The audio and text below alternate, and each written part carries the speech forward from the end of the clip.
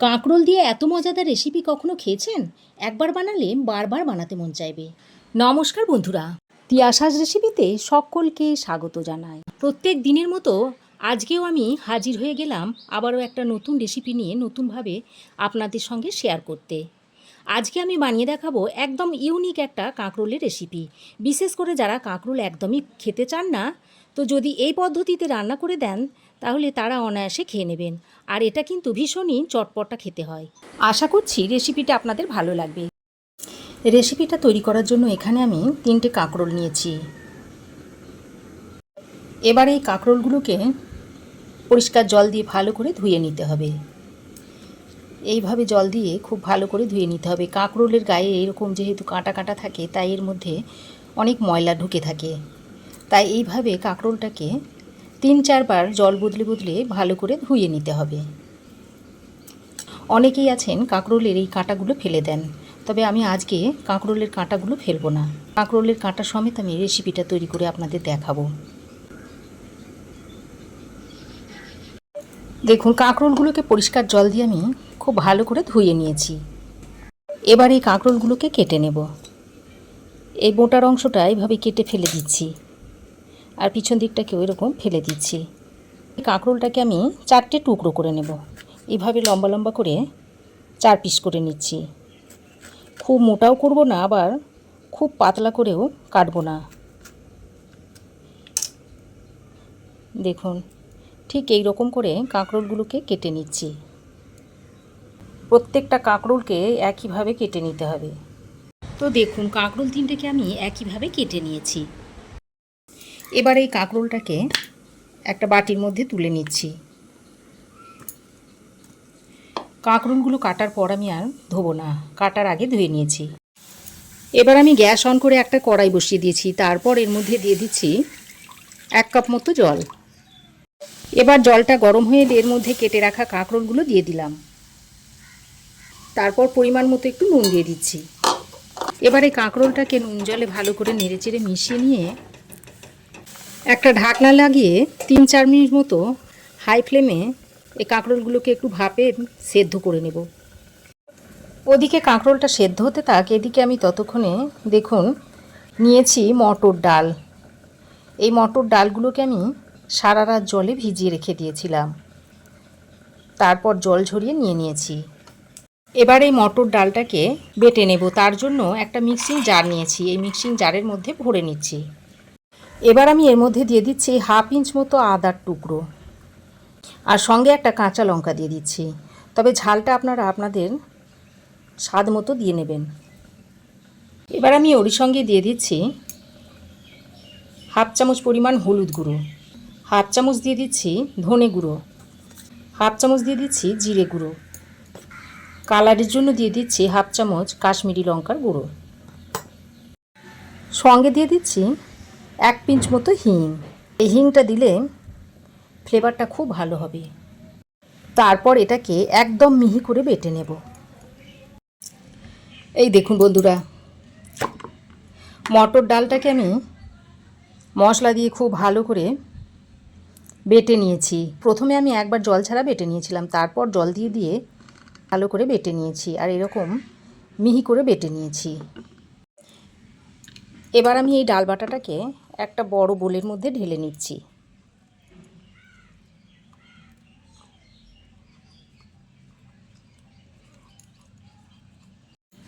তো ডাল বাটাটাকে একটা বড় বাটির মধ্যে ঢেলে নিয়েছি। তারপর এই মিক্সিটা ধুয়ে অল্প পরিমাণে একটু জল দিয়ে দিচ্ছি। এদিকে দেখুন, ততক্ষণে আমি কাঁকরোলটাকে আমি ভাপে সেদ্ধ করে নিয়েছি। আর দেখুন, কাঁকরোল মোটামুটি দেখুন সেদ্ধ হয়ে গেছে, তবে খুব বেশি সেদ্ধ করলে হবে না। এবার আমি এই কাঁকরোলগুলোকে তুলে নিচ্ছি। জলটা ছেঁকে আমি কাঁকরোলগুলোকে তুলে নিচ্ছি, তুলে একটা বাটির মধ্যে রেখে দিচ্ছি। এবার এই কাঁকরোলগুলোকে একটু ঠান্ডা করে নিতে হবে। এবার আমি এই ডাল বাটার মধ্যে দিয়ে দিচ্ছি স্বাদ মতো নুন, আর দিয়ে দিচ্ছি একটু কালো জিরে, আর একদম অল্প 2-1 দানা চিনি দিয়ে দিচ্ছি, টেস্টটা ভালো হবে। তারপর সব কিছুকে ভালো করে মিশিয়ে নিচ্ছি। 2 মিনিট মতো আমি এইভাবে মিশিয়ে নেব। তাহলে ব্যাটারটা খুব ভালো তৈরি হবে।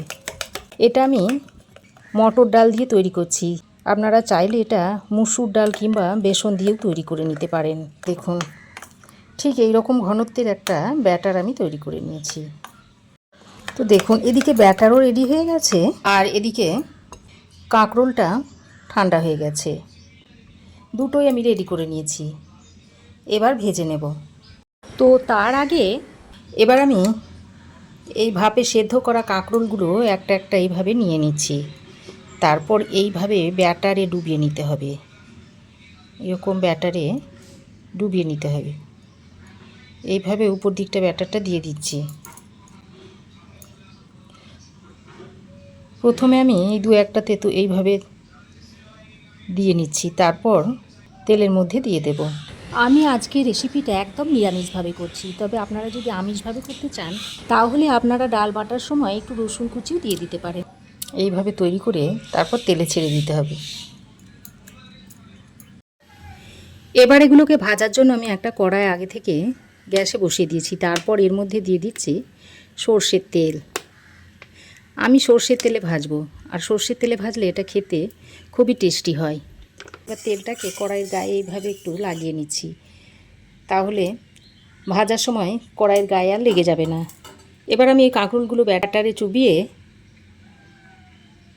এভাবে দিয়ে দিচ্ছি। তারপর এরকম উপর দিয়ে একটু ব্যাটার দিয়ে দিচ্ছি। যে দিকটাতে ব্যাটার দিয়েছি সেটা তেলে দিয়ে দিতে হবে, তারপর উপর দিয়ে আবার ওইভাবে ব্যাটার দিয়ে দেব।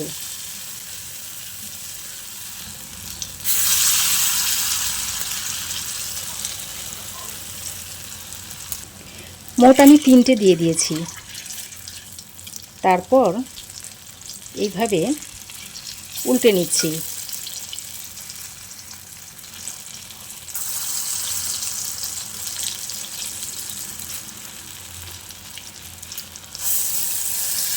এই রকম করে তৈরি করে চায়ের সঙ্গে কিংবা ডাল ভাতের সঙ্গে খেতে খুব ভালো লাগে। এছাড়া মুড়ি দিয়েও খেতে ভালো লাগে, আর গরম ভাতের সঙ্গে তো অসাধারণ লাগে।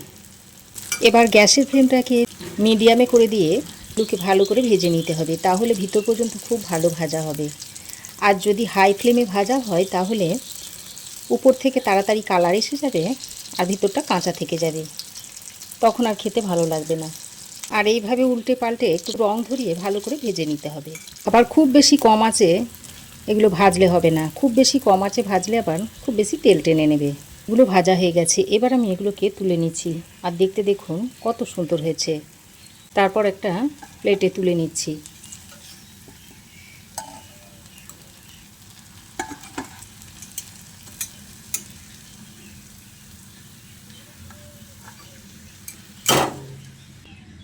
একইভাবে বাকিগুলোকেও ভেজে নেব। তো দেখুন এগুলোও ভাজা হয়ে গেছে, এগুলোকেও আমি তুলে নিচ্ছি। তো দেখুন সব কটা পকোড়া আমার ভাজা হয়ে গেছে।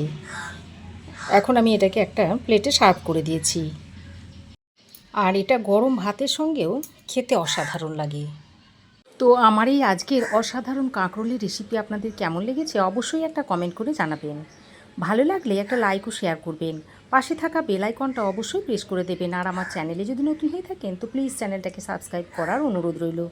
আজ এই পর্যন্তই, আবার দেখা হবে নতুন কোনো রেসিপি নিয়ে নেক্সট এপিসোডে। সে পর্যন্ত ভালো থাকবেন, সুস্থ থাকবেন। ধন্যবাদ।